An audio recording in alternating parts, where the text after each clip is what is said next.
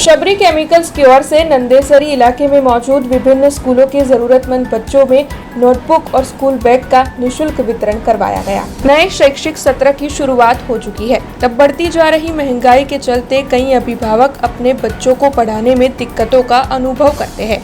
ऐसे में शबरी केमिकल्स की ओर से बीते 11 सालों से ये सेवाकीय कार्य किया जा रहा है।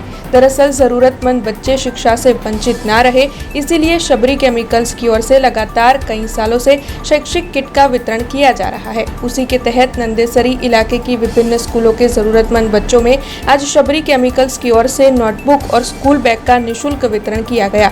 तकरीबन 8000 जितनी नोटबुक और स्कूल बैग का इस दौरान वितरण हुआ। तब इस बारे में शबरी केमिकल्स के एमडी मोहन नायर ने ज्यादा जानकारी दी।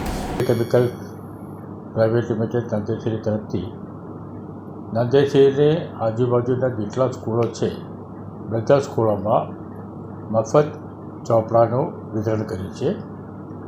આશરે 8000 ચોપડાઓ આ સ્કૂલોમાં આજે અમે આપી દીધા છે અને આપવાનો પણ બાકી છે એટલે બધા આપી દઈએ છીએ અત્યારે।